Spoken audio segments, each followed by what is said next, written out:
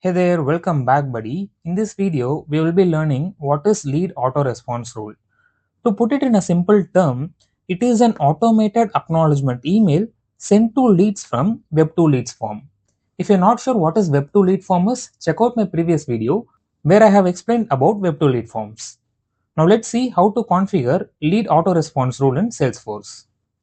Now in order to create the lead auto response rule, search for lead auto response rule in the setup and here click on new to create a new auto response rule. So let's say lead auto response rule, let it be the rule name and let me make it as active and save it. Now once after you are saving it, here you have to configure the rule entries actually. So maximum of 100 rule entries can be configured over here. So just to demonstrate, I have created a pick list field in lead, which is course interested in. Okay. So in this pick list, there is two values. One is admin and the development. Based on the value which is selected in the Web2 lead form, we have to send different acknowledgement emails. Okay. Now let me create one rule entry and let the sort order be 1. So Salesforce will be checking the rule entries based on the sort order. Okay. Now what condition should be matched so that this particular rule entry will be executed. Now I'm saying that whenever the course interested in is equal to admin, this rule should be executed. Let me give the name as admin course interested in response. And here it is asking from which email address this particular automatic acknowledgement email should be sent from. Also here we can see the sender email address must be either one of your verified organization wide email addresses or the email address in your Salesforce user profile. Now let me demonstrate how to configure the organization wide email addresses.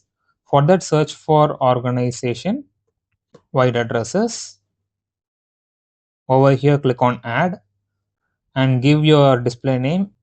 For now I'm just giving like Salesforce level up, and here you have to give your email address. So usually for the lead auto response rule and all, right, we will be giving the no reply email address. So just to take an example, let's say your domain is ABC, so we will be creating the email address with no reply @abc.com. So this is how we usually will be configuring for the lead auto response rule and all, but currently I'm not having any specific domain, right? So that's the reason I'm just giving my personal email address. So here for the purpose, I'm selecting user selection and default no reply. I'm not going in detail about this particular topic. We can explore about this particular organization wide email addresses in detail in the upcoming videos. Now let me click on save. So once I've clicked on saved, right, a verification email will be sent to the specified email address. Now let me just quickly verify it.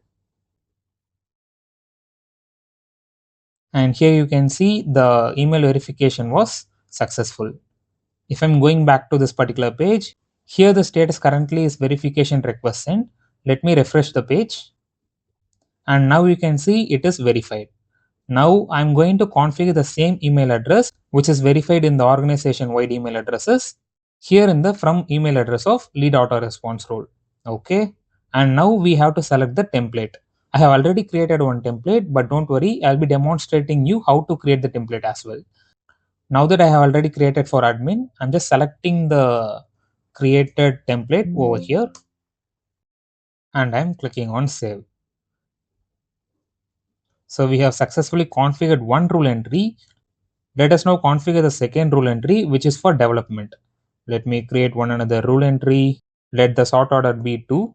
And here we are going to give the condition like course interested in equals to development. Okay. Let this particular rule entry name be development course interested in response. And here I'm going to configure my personal email address for the from email address. And now let me demonstrate how to create one email template. So for that, go to setup. There are two types of email templates actually, but now for our demonstration, I'm going to create only classic email template. So click on new template, click on next. And here we have to enable this particular checkbox available for use. Next email template name be development lead auto response rule.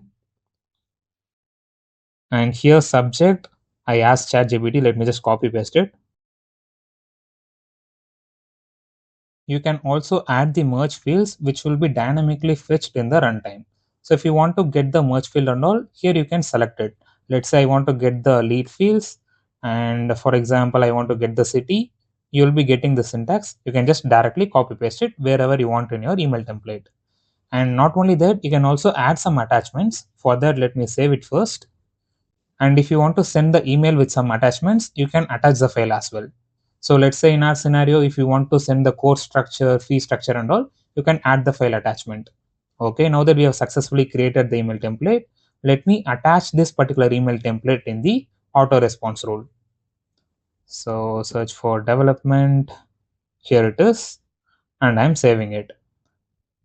Now that we have successfully created the auto response rule and the rule entries, now it's time to test our auto response rule.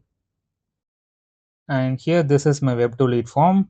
Let's say I'm filling the first name as admin lead, and I'm giving the email address as a yopmail.com, and I'm selecting the course as admin. Let me submit the form. And here in Salesforce, let's check whether the lead has been captured. Yes, the lead has been captured successfully. And here in the Yelp mail, let me check whether I received the acknowledgement email. And yes, here you can see hi admin, which is nothing but the lead name. Thank you for showing interest in our Salesforce admin training program. We are getting the correct email template. Now let me select development and test whether I'm getting the proper email template or not. Let me just change the first name to development. And here let me select the development as the option in course interested in. Let me submit the form again. Okay. Let me verify whether the lead has been captured or not. Yes, the lead has been captured successfully. And we'll check whether the proper acknowledgement email has been received or not. And yes, here you can see hi development. Thank you for showing interest in our Salesforce developer training program. And here you can see the respective rule entry has been selected based on the criteria, and its respective template has been used for the auto response rule. Now I'm getting a crazy question. What if the user is not providing their email address at all? Will we be getting an error? Let's test them out. So for that, I'm filling out the web to lead form again. Let's say test 123. Now I'm not providing any email address at all. Let me submit the form. The form have been submitted successfully. Let me check whether the lead has been captured. And yes, you can see the lead has been captured without any error. But as the email was not provided, the auto response rule will not be fired at all. And remember, this particular rule will be fired only when the lead is coming via web to lead form and not upon creating manually. Let's say I'm creating one lead manually, for example, ABC, and I'm giving the email as that particular Yop mail itself, and I'm creating one lead. Now, if I'm going back to the Yop mail and if I'm checking, here you can see you haven't received any auto response email at all, which confirms that this particular auto response rule will get fired only when the lead is coming from web to lead form. And also in the lead which is captured via web to lead form and then auto response rule have been triggered. Here in the activity history, you can see which email has been triggered to that respective lead. Now, one another consideration that we have to keep in mind is that we can have only one active auto response rule at a time. Now, let's say I'm creating one another auto response rule. Let's say test, and I'm making this as active and I'm saving it. Now, here you can see this become active and the first one which we have created become inactive. Now comes the question, why do we even need lead auto response rule? The answer to it is very simple. It will be increasing the customer satisfaction. As they are receiving the immediate acknowledgement, they will also be confident that their request has been submitted successfully. And also it will be increasing your brand value as well. So if you are learning this topic for the very first time, I highly recommend you to practice this particular functionality in your own instance before jumping on to the next video. And yes, that's it for this video. See you next video. Thank you. Bye bye.